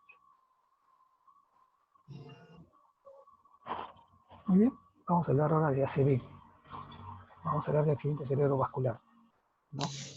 Cuando nosotros hablamos de accidente cerebrovascular, básicamente hay que tener en cuenta primero que existen dos tipos de accidentes cerebrovasculares, ¿no? El accidente cerebrovascular isquémico y el accidente cerebrovascular hemorrágico, ¿no? Pero ¿cuál es el porcentaje? ¿Cuál es el porcentaje del accidente cerebrovascular isquémico y hemorrágico? Generalmente el isquémico es el que se produce más, ¿no? Si hablamos de porcentaje, estamos hablando de un 80% que se produce el ACV isquémico. Y estamos hablando de un 20% de que se produce en un ACV hemorrágico. ¿Ok? Pero ¿cuál es el más frecuente? El isquémico. Y obviamente el menos frecuente es el hemorrágico, el famoso ictus. Entonces para eso es importante hacer una valoración, ¿no? Recuerden, la bioseguridad es importante. Recuerden, tengan en cuenta que la bioseguridad es importante. Ahora, existe una mnemotecnia importantísima que está en todos los libros, casi en la mayoría de los libros. También está en el BLS, ¿sí? En el BLS también, en el soporte de vida básico, en el BLS, en el 2015, si no me recuerdo, también está esta mnemotecnia del PRISA. La habrán escuchado, ¿no? PRISA. ¿Qué significa el PRI? Pronunciar su nombre.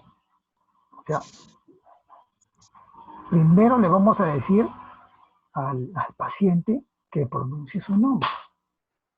Y con esto nosotros, ¿qué vamos a evaluar? Vamos a evaluar cómo está hablando, ¿no? Vamos a decir que diga su nombre, por ejemplo, Víctor.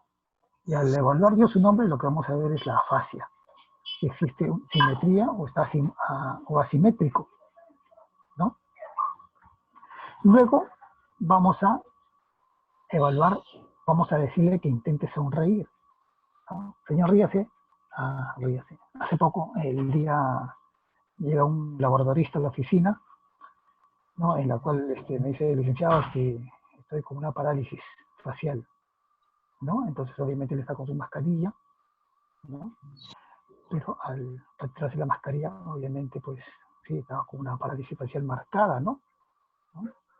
Y que él tenía dolor en la zona occipital, ¿no? En esta parte, en la zona occipital, toda la noche. Y él esperó hasta el día siguiente, aunque es un error, ¿no?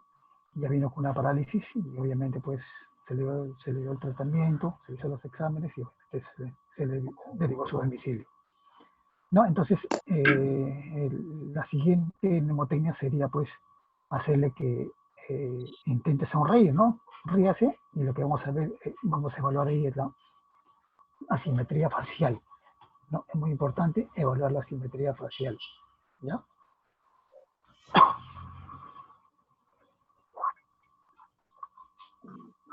Básicamente lo que nosotros vamos a observar ahí son los dientes y vamos a decirle que sonría. Y por último, vamos a decir que alcance ambos brazos. Vamos a decirle que cierre los ojos y que levante los brazos, ¿no? Que levante los brazos. Vamos a decir que cierre, que levante los brazos. Y en 10 segundos vamos a evaluar eso. ¿Sí? Básicamente, el paciente levanta los brazos o no los levanta, y básicamente con esta mnemotecnia PRISA, nosotros vamos a rápidamente a poder darnos que existe una lesión a nivel neurológico y este paciente tiene que ir inmediatamente al hospital dentro de los 40 minutos. ¿Ya? O sea, nos da un tiempo todavía. de poder hacer la derivación de este paciente y sea evaluado por un neurocirujano, ¿no? Donde le va a dar un tratamiento, ¿no? Primero es un tratamiento trombolítico, ¿no? Para hacer una fibrinólisis, pero eso tiene que ser antes de las 4 horas. Entonces, ¿cuál sería la prevención primaria para yo pues, evitar este tipo de accidentes cerebrovasculares que existen en nuestro país y en el mundo, ¿no? Primero es tener pues un tratamiento adecuado de hipertensión arterial. Si soy hipertenso, obviamente un hipertenso está en mayores condiciones de ser un ACV isquémico, ¿no? Entonces es importante controlar la hipertensión arterial. Es importante tener un tratamiento adecuado post-infarto agudo de miocardio, ¿no? Entonces, generalmente estos pacientes con tratamiento post-infarto agudo de miocardio ya empiezan a tomar pues antiagregantes plaquetarios, ¿no? Entonces, no, yo no quiero consumir hoy día, porque ellos generalmente consumen la aspirina de 100 miligramos. No, yo no quiero consumir, cada semana voy a subir porque ya me siento bien. No, no. Entonces ahí estamos dando un mal tratamiento de un post-infarto de miocardio que a las finales me puede llevar a un accidente cerebrovascular.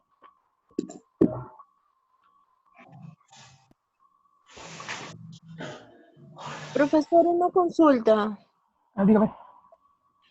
Lo que pasa es que yo había escuchado que ahora por el tratamiento del COVID estaban utilizando la aspirina de 100 para hacerse un preparado para hacer la limpieza, pero también había escuchado que solamente se utilizaba la aspirina cuando han tenido un preinfarto o un infarto, que ya viene a ser un tratamiento, pero no la tengo clara todavía.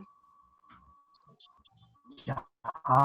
Muy bien. Sí, efectivamente, ¿no? Existe un preinfarto, sí. ¿No? Muchos dicen, ¿existe el preinfarto o solamente una persona debuta directamente con un infarto? No. La Sociedad de Cardiología de nuestro país nos habla de un preinfarto. No, ese preinfarto se puede manifestar pues con un dolor torácico, una angina, dolor torácico, se puede debutar con una cefalea, se puede debutar con una parálisis facial, ¿no? Que se asemeja hacia el lado izquierdo, ¿no? Inclusive puede aparecer una diarrea, ¿no? ¿Qué? Inclusive se ha llegado a la conclusión que también puede haber un problema de odontalgia, ¿no? Un dolor de dentadura, ¿no? Entonces, ese es el preinfarto. Entonces, inmediatamente yo tengo que acudir a un cardiólogo para que me saquen un EKG, ¿no? Para ver cómo está mi ritmo, porque esa es la primera opción, el EKG. Luego viene una ecocardiografía, ¿no? Y también se puede pedir una prueba de esfuerzo. Pero lo más importante es que usted acude inmediatamente al médico para que le hagan estas pruebas y con estas pruebas poder detectar. Porque muchas veces, generalmente, estos dolores o estos síntomas que se presentan, ¿no? Generalmente no puede ser un infarto, puede ser un tema de estrés, un tema ¿no? de mialgias. Entonces, por lo tanto, es importante la evaluación por el médico antes de las 4 horas.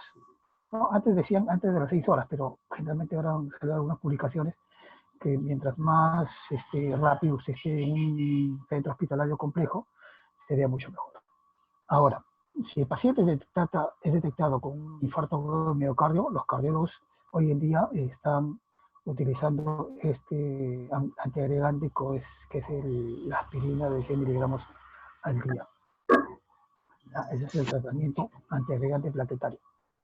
Y obviamente con una dieta, ¿no? Que ya va a pasar, porque este es un trabajo multidisciplinario en el cual no solamente va a intervenir el cardiólogo, va a intervenir enfermería, va a intervenir nutrición, ¿no? O sea, una serie de personas que van a intervenir en este proceso de recuperación del paciente. Doctor, disculpe que le interrumpa. Si el paciente presenta el infarto y en esta circunstancia que estamos con el COVID, ¿a dónde se lo puede llevar? Sí. La persona o al paciente que sufre de infarto cardíaco, cerebral. Ok, perfecto. Muy bien. Recuerden que en una emergencia, en los hospitales de emergencia, existe un área de triaje, ¿no? Hay un área de triaje diferenciado para COVID, ¿ok?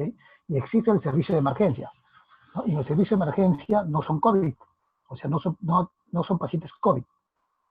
Pero por un tema de descarte, ¿no? Que son protocolos que ha dictado el MINSA, porque recuerda que ahora todas las enfermedades lo asocian al COVID, ¿no? O sea, todo paciente que lleva con una dolencia a un hospital, inmediatamente lo asocian al COVID.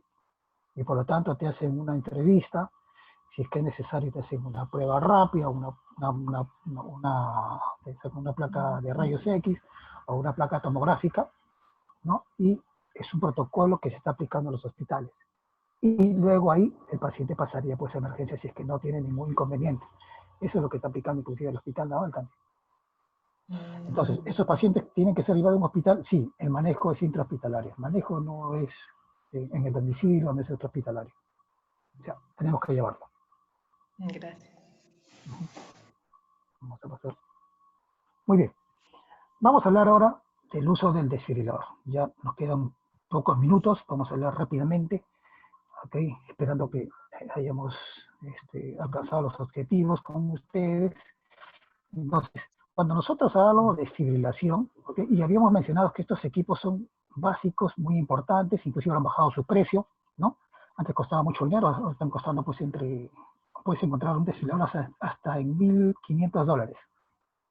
¿No? Dependiendo de la procedencia también, ¿no? Nosotros hemos comprado, por ejemplo, uno el año pasado, compramos en diciembre a $2.000, ¿no? Para las ambulancias. Entonces, por eso es importante el uso de estos aparatos.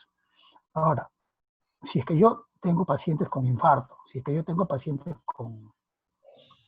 que probablemente pueden debutar con paro cardiorrespiratorio, porque mi población es una población adulta, mayor, ¿yo puedo implementarlo? Sí, lo puedes hacer, no hay ningún inconveniente. Hay muchas empresas, generalmente empresas, que han implementado dentro de como parte de primera respuesta, el uso del desfibrilador, porque una ambulancia no llega al momento. Habíamos dicho que una ambulancia llega 15 minutos a más.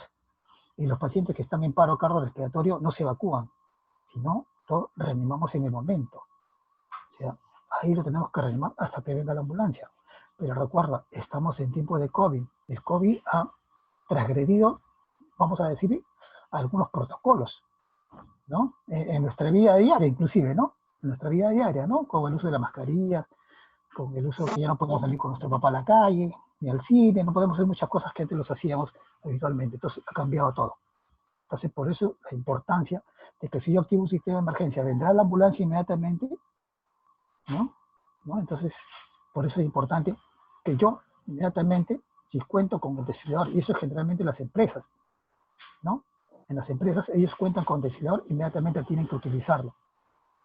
¿Por qué? Porque la máquina identifica si la víctima es desfibrilable y la misma máquina te va a inducir la descarga.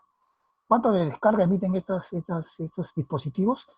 Estos son los monofásicos, se emiten 360 joules, más o menos. Para saber el joules, si es que yo acojo una manzana de ese tamaño, ¿sí? Una manzana, esa manzana yo le elevo 1 metro, ¿no? Esa fuerza que yo genero en llevar la manzana hacia arriba, equivale a 1 joules. Eso lo multiplicamos por 360 y esa es la descarga que se va a producir en una víctima que está en una condición de parada cardiorrespiratoria desfibrilada, ¿no? Ahora, una de las recomendaciones es que cuando uno está desfibrilando, nadie debe tocar a la víctima, porque me puede pasar descarga. Pero no es que sea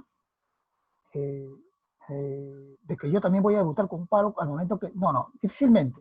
Lo que sí vamos a hacer es que la persona no va a recibir adecuadamente la descarga que le corresponde, porque es importante que esa persona sí reciba los 360 joules cuando se tratan de equipos monofásicos. Muy bien. Muy bien. Bueno, audiencia, espero que la clase haya sido de su agrado. Si es que hay alguna pregunta, los podemos realizar. Doctor, disculpe, yo tengo una inquietud con respecto a la maniobra de Heimlich en una embarazada, cuando sufre atragantamiento una embarazada, ¿cuál es el adecuado, el Heimlich o el RCP? Ok, muy bien. No, cuando existe una gestante que está en condición de atragantamiento y está consciente, habíamos mencionado que lo que yo voy a aplicar es la maniobra de Heimlich, pero ya no en el epigastrio, o sea, en la boquita del estómago, ya no. Lo que vamos a hacer es compresiones a nivel torácico, o sea, en el pecho, cuando la persona o la gestante está consciente. Pero cuando la gestante ya está inconsciente, o sea, ya está en el piso, lo que vamos a aplicar son las compresiones torácicas. ¿Ok? Ay, bueno. ¿Ok? Entonces, no confundamos. La maniobra de Heimlich en víctimas que están conscientes, porque una persona que se agarra el cuello, ¿no? Tiene problemas para respirar, tiene problemas para hablar, para toser, pero está consciente todavía. Entonces, a ellos sí le voy a hacer la maniobra de Heimlich en la boca, el estómago. Pero en gestantes va a ser en el tórax, en el pecho. ¿Ok? Pero si la gestante se desmayó producto de un atragantamiento, lo que vamos a hacer es activar nuestro sistema de emergencia y lo que vamos a hacer son las compresiones torácicas en el pecho, porque la gestante ya entró en una parada respiratoria y eso lo va a llevar a una parada cardíaca. O sea, ya nos encontramos frente a un atragantamiento y también nos encontramos frente a una parada cardiorrespiratoria. Eso es lo que nos lleva. Con respecto a la desfibrilación en bifásico, ¿con cuántos joules se les aplica cuando hay un paro? Ya, cuando utilizamos pues, los monitores desfibriladores, empezamos con 200 joules, ¿no? Cuando son bifásicos, ¿no? Ellos generalmente se empieza en lo que es fibrilación ventricular o taquicardia ventricular, empezamos con 200. Y así progresivamente vamos avanzando. Solamente en el caso de los monofásicos, ellos no lo vamos a programar. En el caso de los monofásicos, ya la máquina está programada ya. Es más, la máquina tiene un audio en el cual nos van a mencionar aplique el botón de descarga. Y yo solamente voy a aplicar el botón de descarga. No voy a tener que yo realizar otro tipo de procedimiento, porque estos equipos de desfibrilación prehospitalarias son muy sencillas para todos nosotros y con buenos resultados. Doctor, ¿y ya no se usa el golpe precordial? No estamos utilizando el golpe precordial, es más, la guía no hace mención del golpe precordial. La guía lo que hace son respuestas de emergencia. Inmediatamente yo voy a iniciar las compresiones torácicas. Gracias. Ok, muy bien. Doctor, una consulta. Doctor, ¿me escucha? Sí. Doctor, una consultita. Es que lo que pasa que yo había escuchado también que, o sea, por la zona donde yo vivo, se había desmayado una persona ya casi adulta, pero nadie lo quería tocar. Entonces, yo estoy gestando y, o sea, mi impulso era ir a socorrerlo, ¿no?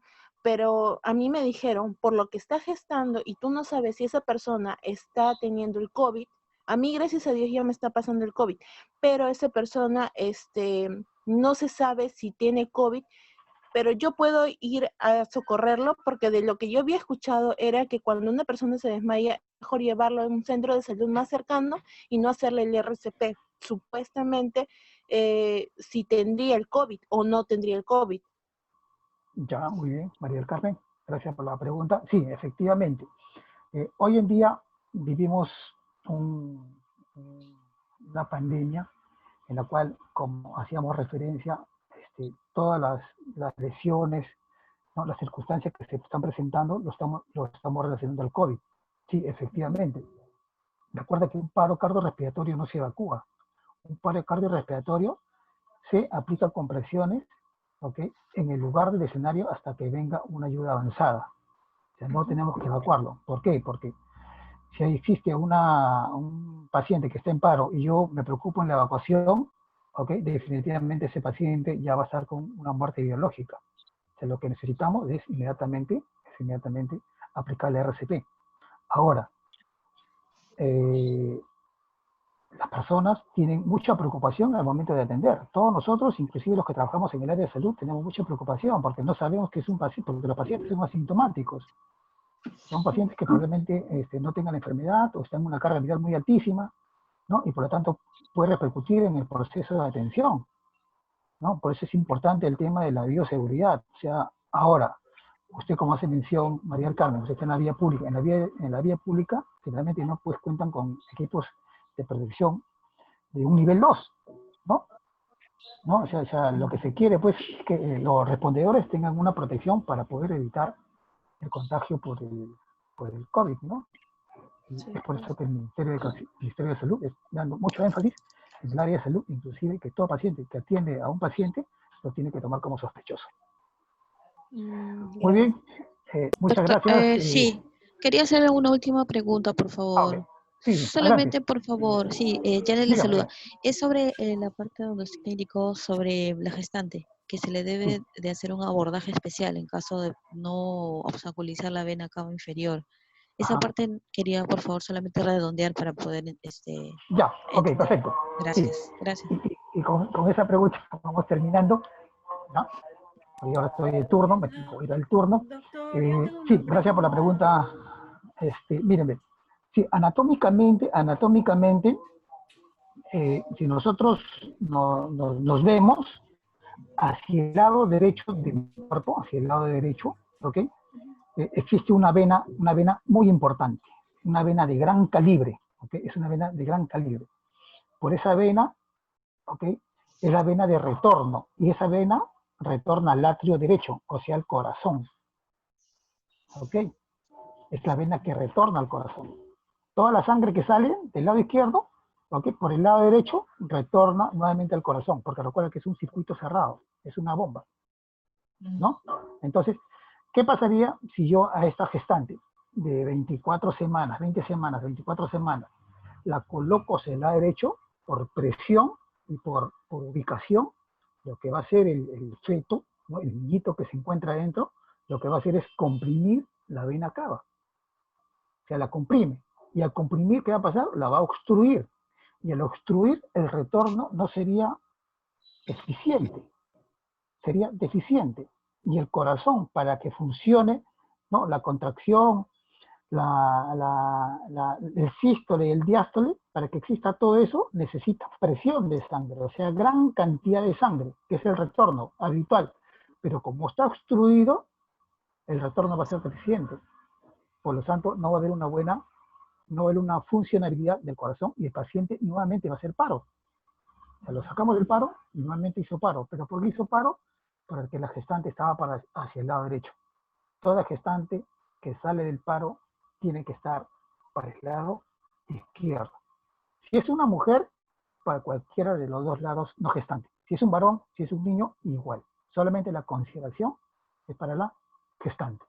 Y en todo momento vigilarlo, no abrigarlo, porque los pacientes que hacen paro no hacen hipotermia, solamente una colchita nada más y es suficiente.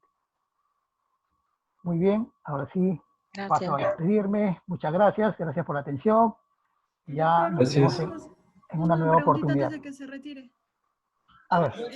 Vamos a hablar, doctor, en el edema de glotis, en una reacción alérgica, ¿podemos aplicar el medicamento nosotros o tenemos que llevarlo a emergencia? Ya, solamente, en principio hay una ley que es el intruismo, ¿no? Hay una ley, ¿no? Que solamente es de uso médico intrahospitalario. Okay, pero si de repente nosotros nos encontramos en campamentos, ¿no? En Claro. zonas muy alejadas, y yo tengo conocimiento de estos fármacos, ¿no? El Solumeron de 250 miligramos, ¿no? Tenemos fármacos que sí vamos a utilizarlo, sí lo podríamos hacer, siempre y cuando yo esté entrenado y esté pues en zonas muy alejadas, en la cual no podamos acudir rápidamente a un hospital, porque recuerden que eso es una emergencia médica y por lo tanto el paciente va a fallecer si no colocamos fármacos para poder atender la epiglotis. Gracias. Muy bien, muchas gracias a todos, nos vemos hasta una nueva oportunidad. Ya, Gracias. profesor, gracias. Hasta luego. Gracias, doctor, hasta luego. Hasta luego. Hasta luego.